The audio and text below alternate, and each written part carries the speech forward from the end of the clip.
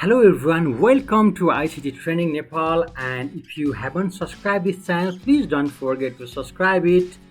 And if you like this video, please put the thumbs up and comment the video and also share the video. So today let's talk about one topic which is very emerging topic and which is very people are so much desperate to know about this topic. So the topic is technology killing creativity.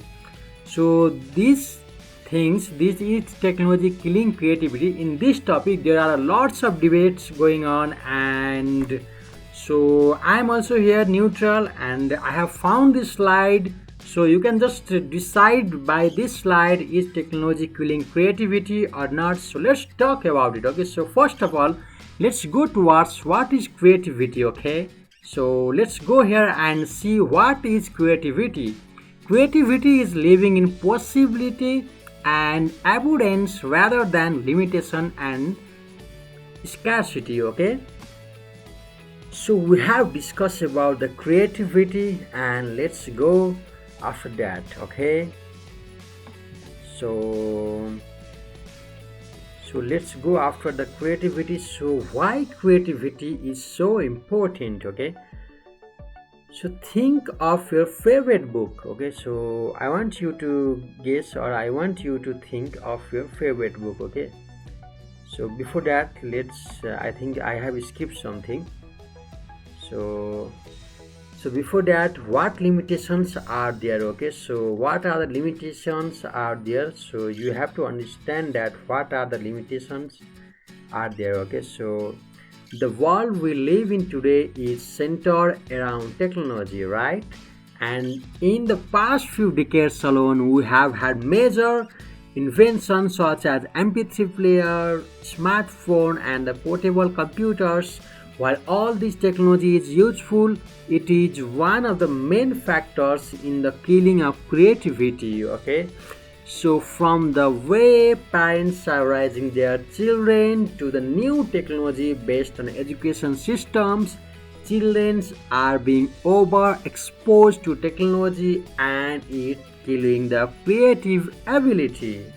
Okay, so why creativity is so important, I have come before this topic. So think of the favorite book, think of that good movie you saw in the theaters last week, think about the electricity we use every day or the computer we use of our own. All of these things started with an idea from someone who was creative enough to say, hey, what if we did this? Without creativity, we would have no human development, no entertainment, nothing, because everything starts as an idea, right? So this is why the creativity is important. So, but why it is important for you to be creative? So let's talk about it. Being creative is what helps to solve problems and think independently. So this is one advantage.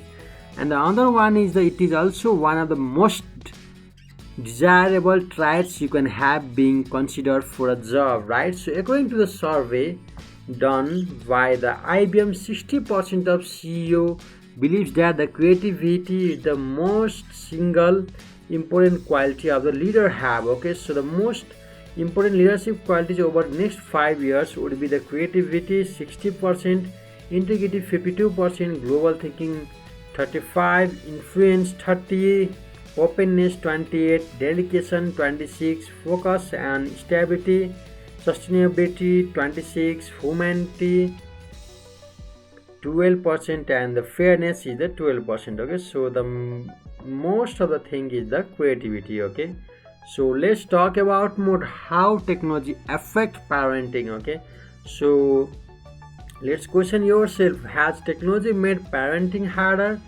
Who is more powerful, the parent or the device? And how is the use of technology as parent impacting the relationship with their children, right?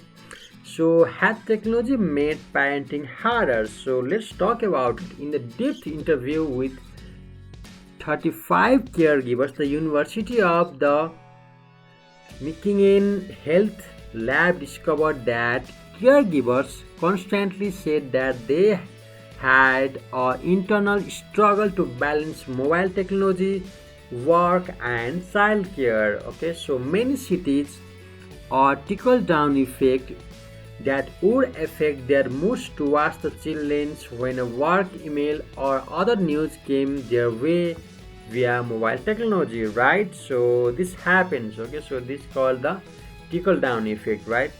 So after that, the parents said that is having a technology act as a window to the outside world, reminding them they have is the life outside childcare. Okay, the parents also use the device to give to the children to have peace and quiet while the kids are on the device. Although not inherently bad, this can lead to many problems if the children do not get enough face-to-face human contact. Okay, so making parenting harder here also you can just see that parents often use technology as a punishment and reward system, punished by taking it away, reward by giving to them. Okay, so in the study reported to the Huffington Post, it is said that 39% of the parents will give their child a device while cooking dinner to distract them, and 17% will give device to calm down an upset child. Okay, so 70% of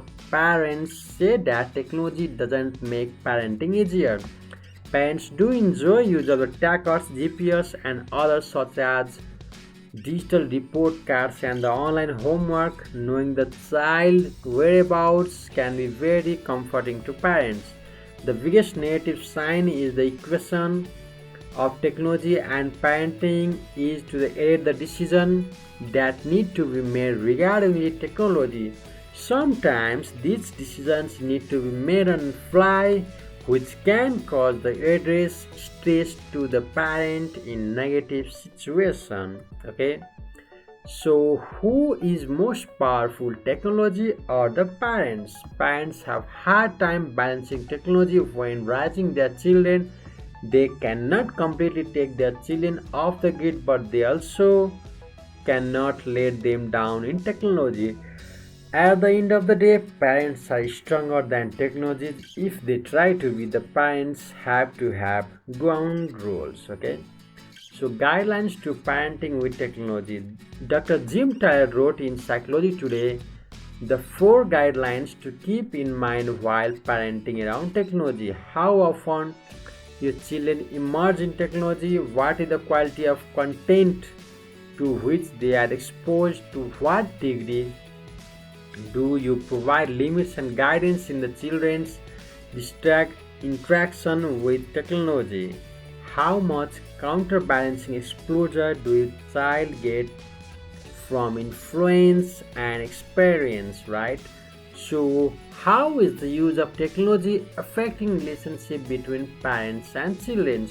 Parents often report a strain of the relationship they have with their children when the amount of technology used in the household is high. Children feel as if their parents spend more time looking at their technology than paying attention to them. This can damage the child's self-esteem. Parents likewise feel their children are most connected to the technologies than to them. So it is suggested to balance your children's connection to technology with quality family time. It is also important to pay attention to when you as parents are using technology when maybe your children could benefit from attention. So let's talk about how did the classroom function pre-digital age. Before the digital age, the most classroom had colors and whiteboards surrounding the room. There might have been a few computers in the library, but that's it. Okay, so but that's it. There was no more creativity in the teaching plans as well, including art products. There was more creativity in the technology plans as well, including art projects, game involving game curriculum, races. In the transition between the two eras, there might have been overhead projectors used with transparency, used imagination, right? So how is technology used in our school? Smart boards, overhead projectors, Lebog presenter, computers used for AR testing and some school stimuli testing, iPad used at initiatives and the academic tools, Go Needle, YouTube, PowerPoint, Word, and many more, right? So these are these things, okay? So we are using this nowadays, and maybe Nepal, there is a lack of these technologies, but in the foreign countries it has been used in the huge way, right? So what's the happy medium? So our society suggests to taking a newest thing and allowing it to overcome our lives as we know them. Technology isn't all bad, right? But the thing is, there needs to be the time to set aside for creativity and the use of the imagination. Moderate in technology entering the classroom to avoid the worst outcome, okay? So what is technology affecting? Okay, so skills that are affected. So what are the skills which are affected? The motor skills. An action a baby develops using their muscles, crawling, walking, etc. Social skills, any skills that incorporates interaction and communication with others. So a world without creativity.